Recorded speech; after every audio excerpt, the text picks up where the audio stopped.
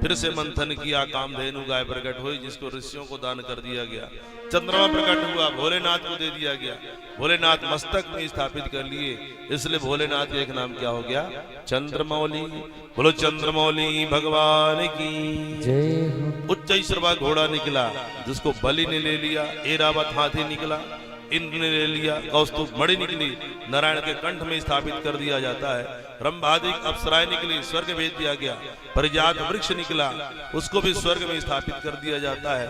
फिर अचानक से बिजली चमकी और लक्ष्मी मैया जो है प्रकट हो जाती है। बोलो लक्ष्मी मैया की जय हो। तो तस्याभिर्भू साक्षात् श्री रमा भगवत परा रंजयन्ति दिशा कांत्या विद्युत सौदामणि यथा। लेकिन लक्ष्मी मैया प्रकट हुई है, हाथ में माला ली हुई है। कौन सी? जयमाला वाला। अब सभी जितने देवता थे, ऋषि सब देखकर मोहित हो गए। अब किसको क्या पता कौन प्रकट हुआ है? तो सब जो है भगवान बोले लाइन लगा के सब बैठ जाओ। सभी देवता ऋषि मुनि जो है लाइन लगा के बैठ गए। बोले ये माला जिसको डाल देगी वो उसी की। सबसे आगे दुर्वासा ऋषि चमीटा गाड़ के बैठ गए हैं। लक्ष्मी मैया माला लेकर आई, दुर्वासा ऋषि को देखा, बड़ा तपस्वी है लेकिन इसके नाक में ही क्रोध है, ऐसा हमको नहीं चाहिए। हाँ, क्रोध करने वालों से दूर रहते। आगे बढ़े, भोलेनाथ को देखा, बोले ये भी बड़ा तपस्वी है लेकिन भूत प्रेतों के संग रहता है, मरघट का पाउडर लगाता है, सांप बिच्छू की माला पहनता है, ये भी जो है ठीक नहीं, रूप अमंगल है। आगे गए तब देखे कि इसको नारायण को, इसमें तो सब कुछ अच्छा है लेकिन एक दूषण है इसके अंदर। दूषण क्या?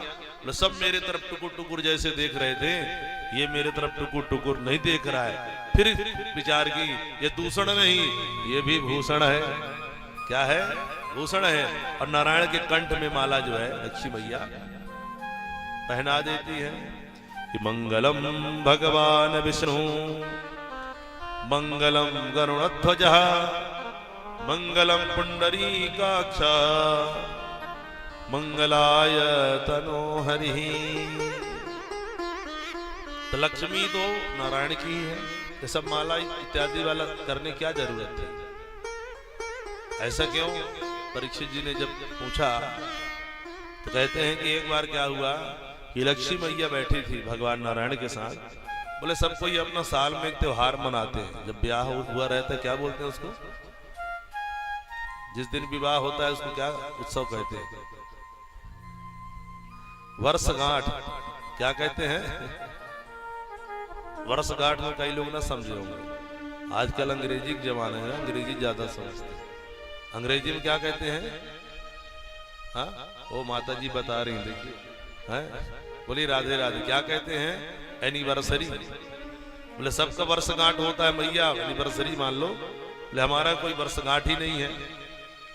तो भगवान बोले चिंता मत करो, समुद्र मंथन जब होगा ना तो माला लेकर प्रकट हो जाना, उसी दिन से हमारा वर्षगांठ मनने लगेगा। तो वही कार्तिक कृष्ण पक्ष अमावस्या जिसे आप दिवाली कहते हैं, लक्ष्मी मैया प्रकट हुई तो घर घर जो है लक्ष्मी मैया का जो है पूजन होने लगता है। बोलो लक्ष्मी मैया की जय हो। लेकिन हम लोग इतने स्वार्थी, जब एनिवर्सरी करते हैं ना, मान लो दादी दादा का मना रहे हैं, भाई दोनों को ना पूजन करेंगे, लेकिन हम लोग दादी दादी का पूजन करते हैं, दादा को भूल जाते हैं। बोलिए राधे राधे। लक्ष्मी के साथ नारायण का, गणेश जी का पूजन करिए लेकिन नारायण को भी मत भूलिए। नारायण का भी पूजन करना चाहिए। गणेश जी का पूजन इसलिए किया जाता है कि लक्ष्मी तो आ रही है लेकिन बुद्धि भी बनाए रखे, अहंकार ना आने पावे, ये बुद्धि गणेश जी दिए रहे, इसलिए गणेश लक्ष्मी का पूजन साथ में किया जाता है। प्रधान रूप से नारायण का भी पूजन जो है करना चाहिए। बोलिए आनंद कंद भगवान की जय हो। फिर से मंथन हुआ, मदिरा प्रकट हो गया, बारूणी दैत्य लोग ले लिए। बोले हमारी कोई काम की चीज नहीं है, देवता लोग ले जाओ भैया। फिर से मंथन किए, धनवंतरी भगवान अमृत कलश लेकर प्रकट हो जाते हैं। बोलो धनवंतरी भगवान की जय हो। लेकिन ये दैत्य भी कम होशियार नहीं थे।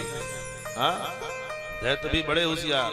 जब देवता लोग इनको बुलाने गए थे ना, समुद्र मंथन करना है, ये लोग एक पर्सनल मीटिंग कर ली थी अपना कि चलो भैया जब अमृत निकलेगा तो हम ऐसा ऐसा करेंगे, झटक करके भाग जाएंगे। और निकला जैसे मार झपट्टा लेकर के अमृत को भाग गए। देवता कहते रहे ले गए पकड़ो पकड़ो। अब ये तो रफू चक्कर हो ही गए, रोने लगे भगवान की बात। भगवान बोले चिंता मत करो, हम कोई उपाय करते हैं। भगवान दिव्य अवतार धारण किए, किनका? मोहिनी भगवान का अवतार धारण किए हैं। बोलो मोहिनी भगवान की जय हो। इतना दिव्य स्वरूप है मोहिनी भगवान का कि कामदेव को जीतने वाले भोलेनाथ भी उनके रूप को देख करके मोहित हो गए। तो दैत्य मोहित हो जाए तो कोई बड़ी बात नहीं है। हाथ कमल में लेकर घुमाते हुए मोहिनी भगवान जो है अब जा रही हैं कि जा रहे हैं, जो भी समझिए, हैं? ठीक है ना। देखा दैत्यों ने, अरे कमल लेनी कहां से चली आई हो, कहां जा रही हो, तुम्हारा नाम क्या है, तुम्हारी उम्र क्या है, तुम्हारा ब्याह हुआ कि नहीं हुआ? मोहिनी भगवान बोले इस मेरी जन्मपत्री पूछने वाले तुम कौन होते हो? अरे बोले हम कश्यप ऋषि के संतान हैं, हमने समुद्र मंथन किया है और समुद्र मंथन करके अमृत प्रकट किया है। लेकिन हम लोगों के आपस में लड़ाई हो रही है कि कौन पहले भी, यही समझ में नहीं आ रहा है। क्योंकि अमृत तो ले गए थे लेकिन लड़ाई कर रहे थे, अहम पूर्वम। एक दूसरे के ऊपर विश्वास ही नहीं था। वो बोल रहा था मैं पहले पीऊंगा, बोल रहा था मैं पहले पीऊंगा। बोले हम लोगों की लड़ाई यही है, कुछ उपाय आप करिए। हम तो कहते हैं कि आप पिला दीजिए। मुनि भगवान थोड़ा त्याग दिखाए। बोले कश्यप ऋषि कितने मूर्ख बेटा कि अपरिचित स्त्री पर विश्वास। कभी कहीं मैं पी गई, पूरा मेरे हाथ में इतना दिव्य वस्तु मेरे को दे दिए और मैं पी गई तो थोड़ा त्याग दिखाया। तो एक ने कहा मेरे को लगता है ये पढ़ी लिखी है, दूसरे ने कहा ऊंचे खानदान की है, तीसरे ने कहा अब तो हम इसी के हाथ से पिएंगे, चौथा भी कहने लगा इसी के हाथ से पिएंगे, पांचवा भी कहने लगा। फिर सब एक स्वर में कहने लगे हम इसी देवी के हाथ से अमृत पिएंगे। और एक बार मोहिनी भगवान मुस्कुरा दिए और जोर जोर से कहने लगे देवी पिला दीजिए कृपा करके, सबको बांट के। रूप सुधा को देख करके मोहित हो गए। भगवान बोले ठीक है। भगवान के हाथ में कलश दिया, पितृम दैत्य भी आ गए, देवता भी आ गए। दैत्य तो थे ही, सभी दैत्य आ गए और देवता भी आ गए। भगवान बोले देवताओं को कि सभी लाइन लगा के बैठ जाओ। अब मुस्कुरा देते इनके तरफ तो बोलते ठीक है। बोले ऐसा करते भैया देखो ये अमृत तो असली जो गाढ़ा गाढ़ा अमृत तो नीचे बैठा हुआ है, ऊपर है पतला पतला। तो पतला पतला पहले देवताओं को पिला देते हैं एक बूंद, असली माल तुमको पिलाएंगे, हैं? बोले राधे राधे। ऐसे कह दिया, मुस्कुरा दिया। ठीक है देवी, जैसे तुम कह रहे हो सब सही है। अब एक एक बूंद सभी देवता को पिलाते गए और ये अमृत सुधा का पान कर रहे हैं और सभी दैत्य रूप सुधा का पान कर रहे हैं। इसका रूप सुधा का पान करते करते पूरे अमृत लगभग सब देवता पी लिए। इसमें एक स्वरभानु नाम का दैत्य बड़ा होशियार था। उसको शक हो गया कि गड़बड़ हो रहा है। देवता के रूप बना करके सूर्य चंद्रमा के बीच में जाके बैठ गया। सूर्य चंद्रमा ने इशारा किया कि देवता नहीं है, अमृत तो पी गया था। तब तक भगवान प्रकट हुए सुदर्शन चक्र से, उसके धड़क से सिर को अलग कर दिए। वही राहु और केतु के रूप में जो परिणित हो जाता है। क्योंकि सूर्य चंद्रमा ने इशारा करके बताया था, इसलिए कुंडली में सूर्य और चंद्रमा के साथ राहु केतु कभी बैठते हैं। जब भी जिस घर में बैठ गए तो कल्याण नहीं है उस घर का। बोलिए राधे राधे। अनेक प्रकार का दोष बना देते हैं, पितृदोष, चंडाल दोष और दुनिया भर का दोष जो है बन जाता है।